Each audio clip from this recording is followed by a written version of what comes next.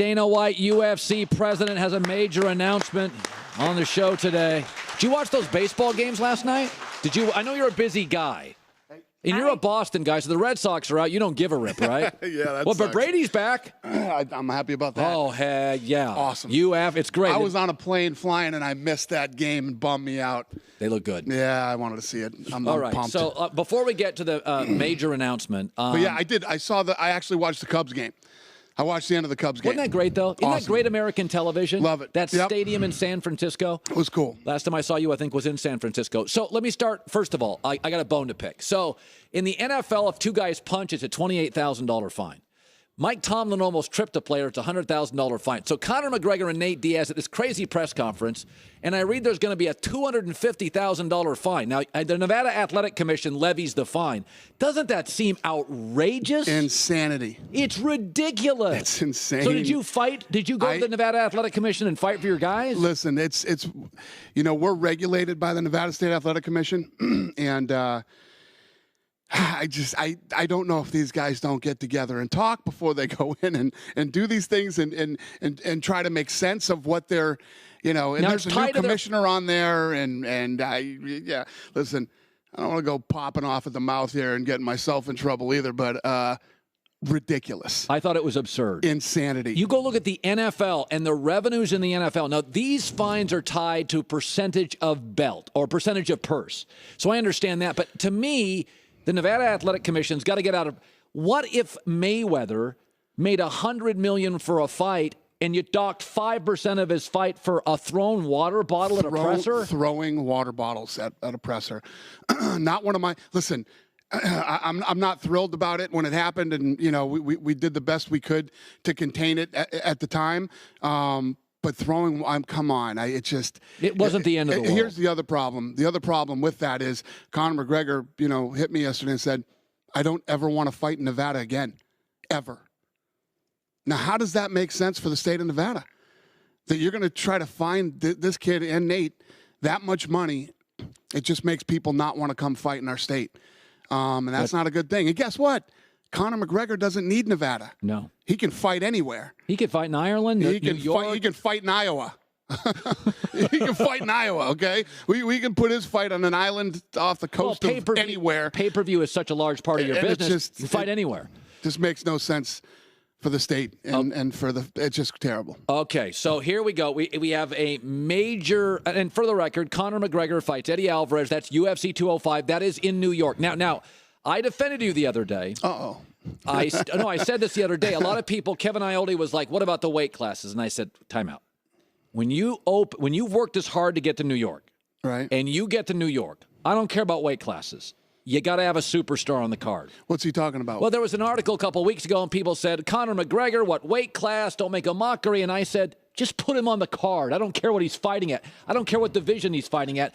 Kevin Iolle's out in left field sometimes. I mean, he's crazy. I mean, we're going into New York for the first time ever, and the goal was to bring the biggest, baddest card we could bring. The biggest card ever in UFC history going into New York. So, listen, people are always going to have opinions. And I think sometimes your MMA, your UFC MMA, they love this sport. You have created something they love. It's not traditional. So a lot of young guys, bloggers, and media, they feel some ownership with UFC. Well, here's the thing. If you wanted to attack us over weight classes, I mean, the Nate Diaz fight was something to really go after. I mean, that was ridiculous, but that's what they wanted. What are you going to do? Those two wanted to fight each other twice, so I tell you, it's the best fight I've seen. I said it on the air the next day. Diaz, McGregor. I was in my house with 5 guys, all age groups, old people and young kids. It was the best fight I've seen. You were in Boston. I was in Las Vegas. I think you said 20 years. I heard your show when you said that. Yeah, it was one of the best fights I've ever seen in my life. It was incredible. I agree. Okay, so let's make. So it might not have been right, but it was great American sports. You deal with it. It was an awesome fight. Major League Baseball the other day made the Dodgers play on Sunday, then on Monday fly cross country, and a lot of people speculated it's because baseball wants the Cubs to win the World Series. Leagues do what they do. Okay, that's just what they do. You do what you do to get the card. It's great. Okay, here let's make the major announcement, Dana White. Well, the thing that everybody's been waiting for a good year, Ronda Rousey is back. Ronda Rousey is going to be back. She will fight December 30th for the title. So that will be UFC 207 in Vegas. In Vegas against Amanda Nunes for the title. Okay. The champ is Amanda Nunes, who took the title from Misha Tate. That was now in the women's division, a lot of upsets. I mean, this is the way it works. Now, Amanda Nunes she was the girl at the T-Mobile Center when they were booing Cormier because of his style. She stole the card. Right. She is a boxer. This is not the world's best matchup, is it, for Ronda Rousey? Well, the thing is, Ronda Rousey has been the biggest, baddest female fighter on the planet now since we got into women's fighting. And, Ronda had a bad loss, obviously, and lost her title. But, she's still Ronda Rousey at the end of the day. Okay. So when you talk about bad matchups for Ronda, it's just about Ronda coming back. Everybody, wins or loses, it happens, I don't think anybody saw that coming, Ronda losing anytime soon, well, which is what made it so shocking when it happened. But let me tell you what, she's do you think psychologically she's in a good spot? Oh, 100%. It was never really about a psychological problem with Ronda. The thing with Ronda is she wanted time off. She said, I want to go away and I want to relax. But this girl worked hard for us for 3 years, nonstop, fight after fight, promotion after promotion, and she wanted time off. And in this sport, I say it all the time: if you even hint to I want to retire or I want time off, you need to do it in this sport. Because you got to be all in. You got to be all in this sport, man. You got to be all in.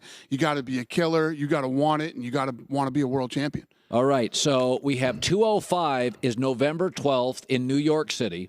And Ronda Rousey now will fight in 207 in Vegas. That's the end of the year. That's December 30th. In Las Vegas. That's a huge card. Now, some say Chris Cyborg. Physically imposing. Why doesn't Rousey fight Cyborg? Why this fight? Yeah. I actually, I know that Cyborg wants that fight. Ronda wants that fight too. So Ronda's plan right now is to come back and try to win her title back. And if that happens, the Cyborg fight will definitely happen. Now and I said this the other day, is that I saw this in boxing. Ali was a star. Larry Holmes wasn't. They were both champs. Right. Conor McGregor's a star. Nate Diaz is a hell of a fighter. That some people have said with Cyborg, well, it's not fair. Ronda Rousey's getting star treatment. What would you say to those people? Because I said the other day, I said, Ronda Rousey's a star. Tom Hanks is a star. Not every actor's a star. Ronda Rousey's a mega star. She's not even a star. Tell our audience how big she is that I wouldn't know. Massive. I mean, let me put it to you this way. This is always the best way I can explain it.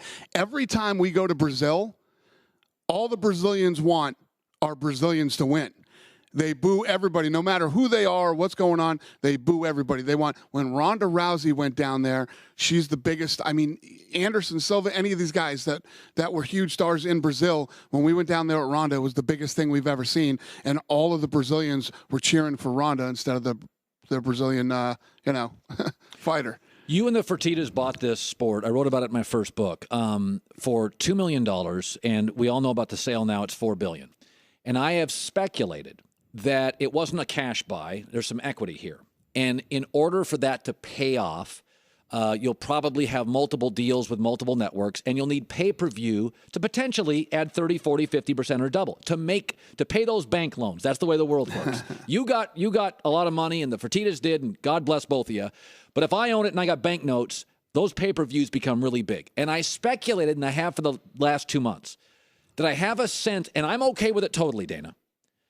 Professional wrestlers, Brock Lesnar, NFL players. I said this a month ago. I said, don't be shocked if you see retired NFL players, professional wrestlers somewhere on these cards. Maybe not the headline event, but I'm okay with it because this is the world we live in. So I hear a story about Greg Hardy, and Greg Hardy's like, okay, I want to go. Where do you stand on a guy like Greg Hardy wanting to be an MMA fighter with the baggage he has? Well, there's been situations like Brock Lesnar who came in and wanted to do it, and obviously that one turned out well. We've had the CM Punk thing. It just depends. I wouldn't say that I'm looking for, retired NFL players for pay-per-view or anything like that. I just don't know what the real interest is in seeing some of these guys fight, or if it even makes sense. Did CM Punk, was he good business? Yeah. I mean, is CM Punk going to be a guy who is going to, stay in the UFC and continue to fight? I probably not, but he wanted to try it. I like the guy. I respect the guy. Smart dude. He wanted to fight in the UFC. He wanted to do it. He trained for 2 years, and he did it.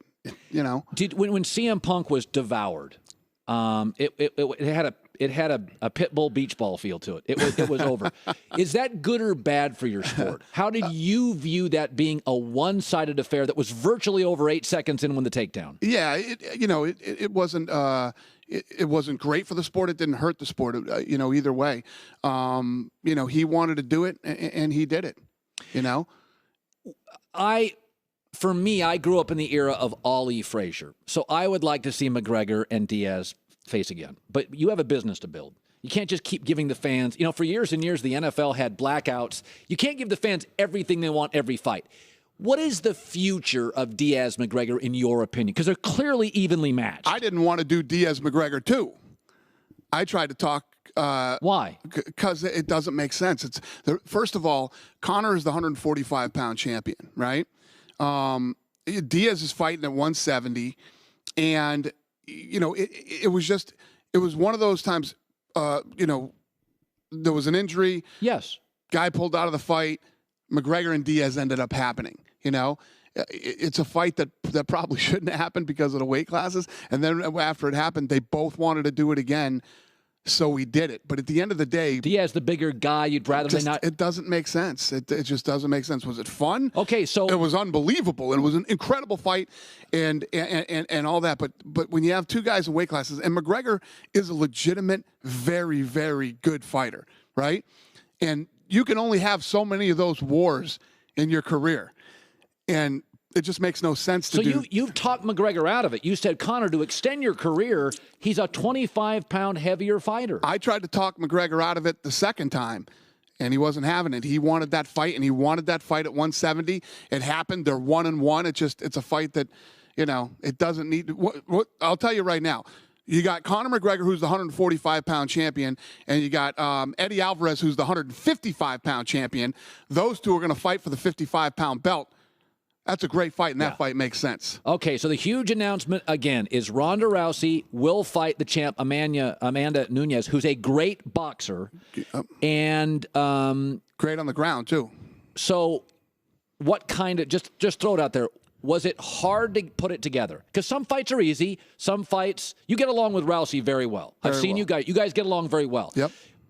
Did Nunes wait for this? Did Amanda wait for this? She was okay with it? No, Amanda has been ready to fight whoever we wanted her to fight. So she didn't have a favorite. She's ready to defend her title against whoever. And obviously, for somebody like Amanda who beat Miesha Tate.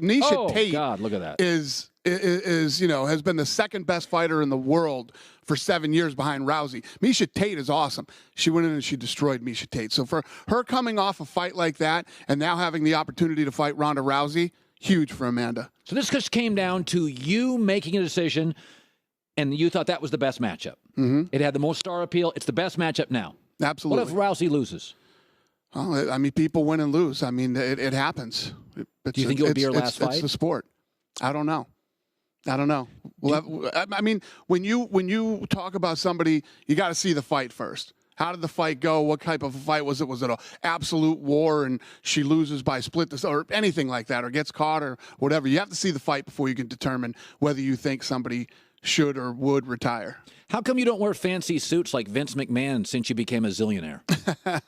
I'm not a big suit fan. You like soup, not suits. Yeah, I like soup a lot. I'm not into suits. I can't get out of my suit fast enough when after a fight. I know. That's one of the things we love about you. Dana White, great seeing you. Great. Congratulations on the announcement. Thanks. It will be Ronda Rousey, Amanda Nunes. That will be UFC 207 in Vegas, December 30th. Don't forget November 12th is Eddie Alvarez, Conor McGregor. That's UFC 205. That's in New York City, Madison Square Garden. Finally, the sport arrives in the city, Gotham. It's the Herd.